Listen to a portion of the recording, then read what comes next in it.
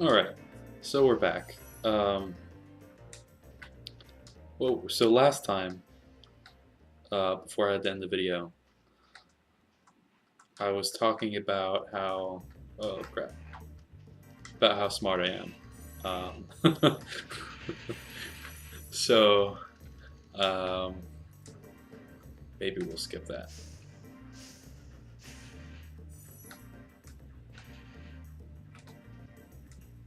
Oh yeah, but so, sort of in the same vein as the sleeping thing, um, and the perfectionism thing, I guess we'll just wrap it all into one here. No, that doesn't work out. I think it does. It's really easy to just hold yourself to too high of a standard with life in general. Oh come on! Oh my god! Like, because you can get good grades in school. You can try to balance your diet, get enough sleep, but that's not enough. It's never enough to just do that. Because then you're starting to think to yourself, well, okay, I want to make video games, right? So I guess I should try to make video games in my spare time, right? And that is not. Oh my god, video games are huge projects. Is that you, Spyro? Are you the young dragon I've been hearing so much about? Ever since you're a wee puff of smoke, we've known, You've known? I forget.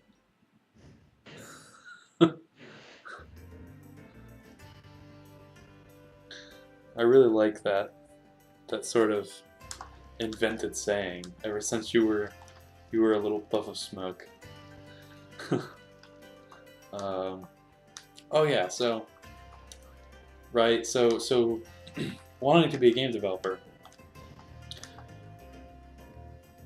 is a ridiculously it's a very high aspiration.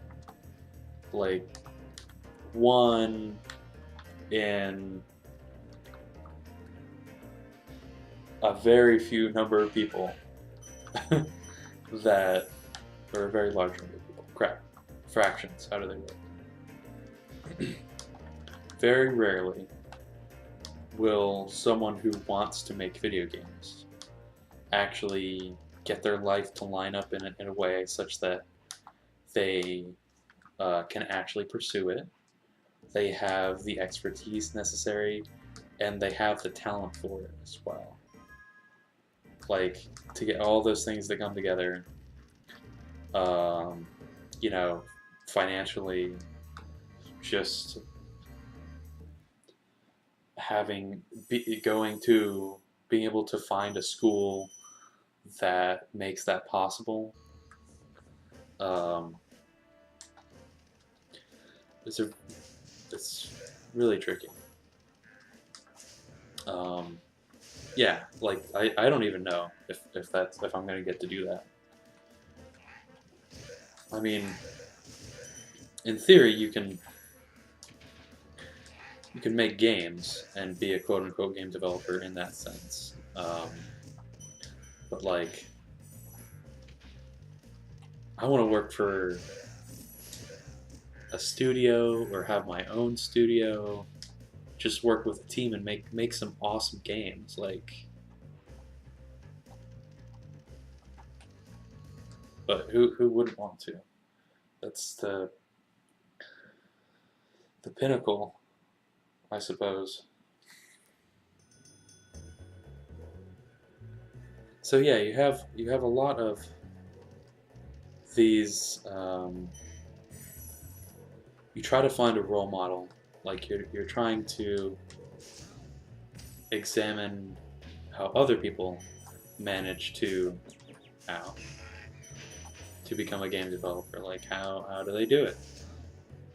And it's so easy to find um, just like you try to compare yourself to geniuses or people that were really lucky. I mean, it's so hard to predict what will make something popular. A word of caution, little one. Wait until you grow big, like me, before charging those large enemies.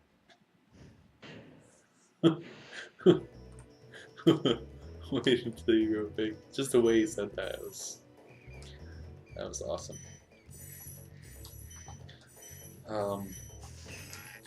So it's so easy to get discouraged when you're trying to compare yourself to all these amazing game developers that are already out there and all these amazing games.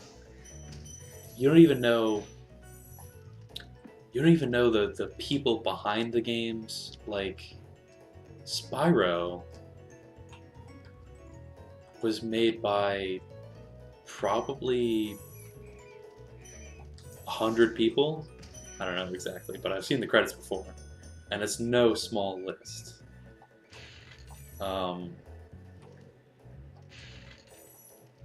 Even given the fact that it must have been harder to develop games in the past, still AAA titles have massive development teams, 100 or 200, just so many people, and you don't even know what individual contributions they all make, and whether the idea of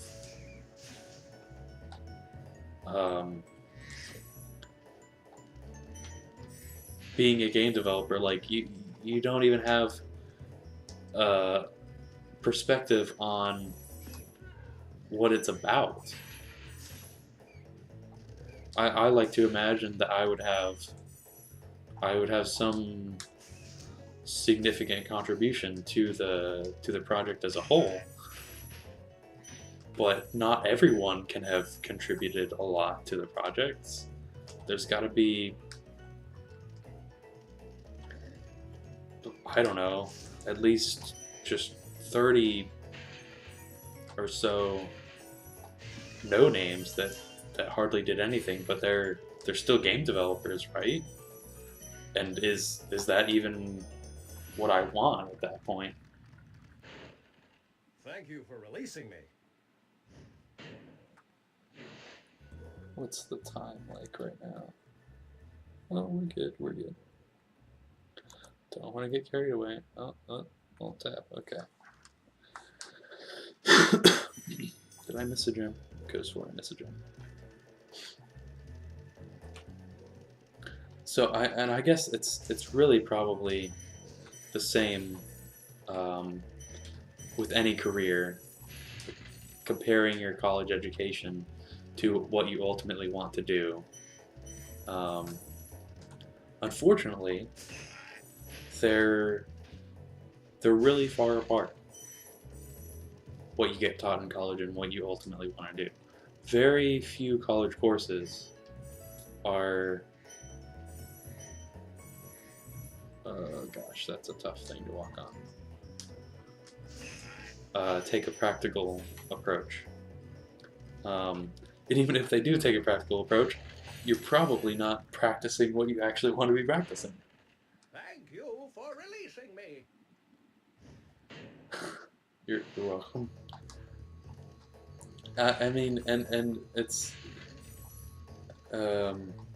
with education how it is, it's sort of impossible. You have a room full of 30 people, or in some cases, like 300 people, and you can't possibly have one lecture that is going to be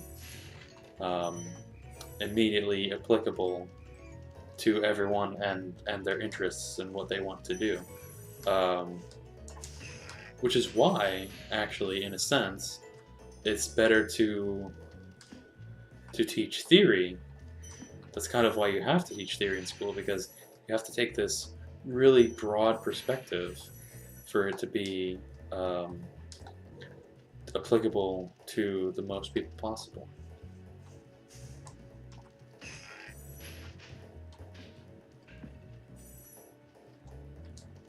Yeah. So school kind of sucks in that sense.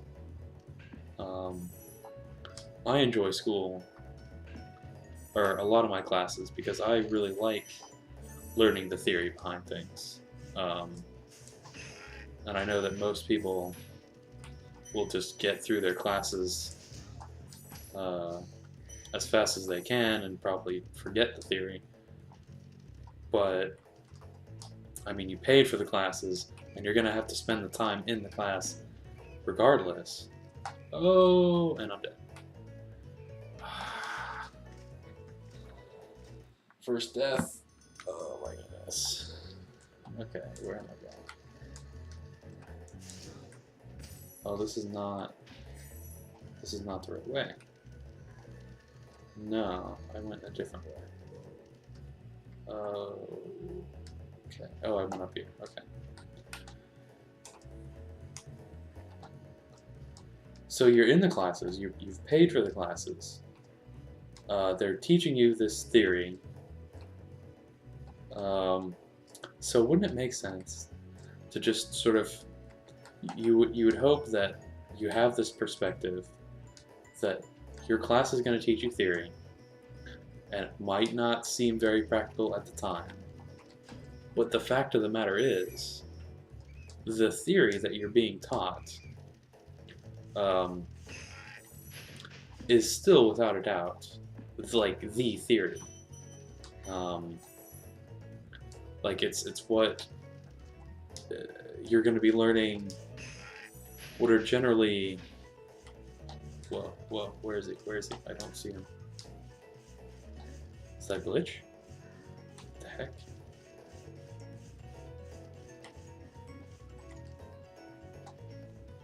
Why can I still hear him? Oh, he's right. That was weird. That's freaking me out. Yeah, you're gonna learn the theory, and the theory exists for a reason. Like, people with PhDs have determined that this ultimately is the, so far, the most useful way to organize the field as a whole. And so having and internalizing that perspective can still be useful to you in your field. You've done well, Spyro. Some dragons thought you weren't ready, but I knew they were wrong. I'm ready, all right. Ready for what? Yeah, Spyro, what indeed are you ready for? I think this is where I came from, right? I got turned around there for a minute. Yeah, this is where I'm going. This is actually a pretty big level, and it's very easy to miss gems or get lost. Also, partially because the scenery is kind of samey. But I digress. Oh, sweet, this is... Okay, no, I know where we are. So regardless of the fact that education is sort of essentially flawed and may not ultimately be as useful as it could be, because what's to stop you? Like, why can't you just learn your job by doing your job? Right? Wouldn't that be, you think, the most efficient way to learn how to do something is to do it? Unfortunately, that doesn't work for... That's not going to work for a larger group of people, because you can't just have everybody make and do all the stuff they want to do and still have it be a class, with some exception. Oh, wait, what? Okay, I thought I just soft locked there. That was interesting. Now I think you have to go back around somewhere to finish this level. Get a key or something. Do I have the key? How would I know if I have the key? I'm not sure. Maybe if I had R2 and L2 buttons, I could figure it out. And I don't think there's really any doubt that in this day and age, you need a degree to get the job that you want to get. Game development might actually be sort of the exception to the rule, because anyone can use a game development engine, and a lot of them are free. Let me free this guy.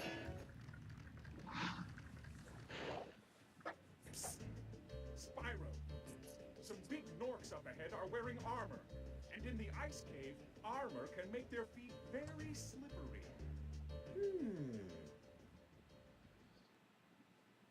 Hey, I already knew that. Thank you, though. Yeah, they don't leave a lot to the imagination in playing this game, but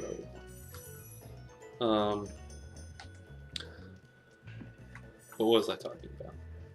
Oh, so in computer science, though, which is kind of frustrating because it's not taught this way, but in computer science, you have a really great opportunity to actually let people make the stuff they want to make. Literally everyone can just make what they want to make, and it's still a computer science class or programming class, programming in whatever language. I don't have the key yet, and oh, it's over here. Okay,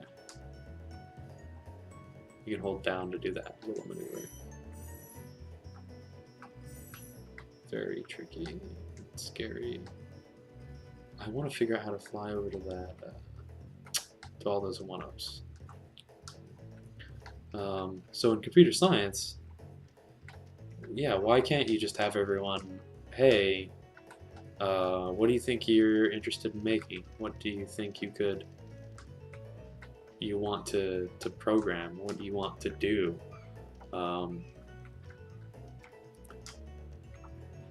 Probably in the first couple lectures you want to introduce what is possible, and yeah, in a basic computer science class, like an introductory computer science class, introduction to programming, you want to make sure that first everyone knows the concept of programming. But once you get that out of the way, you should just jump right into applications, and throw in the theory every now and then, because that's ultimately, it's much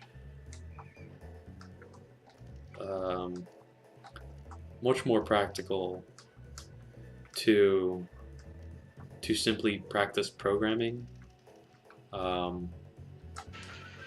than just learn what every word in the language does.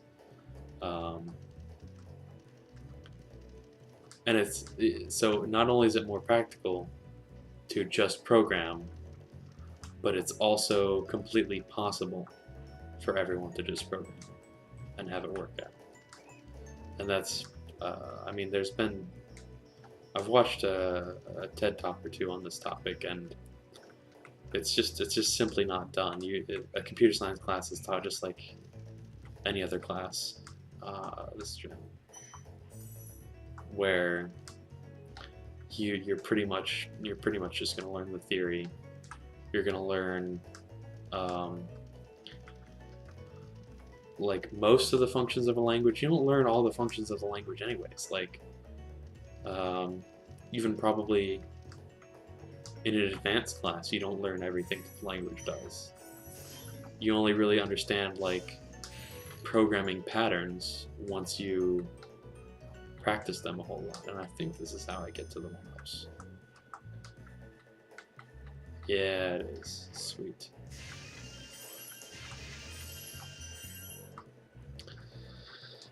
So yeah, I can tell you from first-hand experience that computer science classes are pretty awful. And I think we're just about, yeah, we've done enough of this. So thank you for watching. Until next time.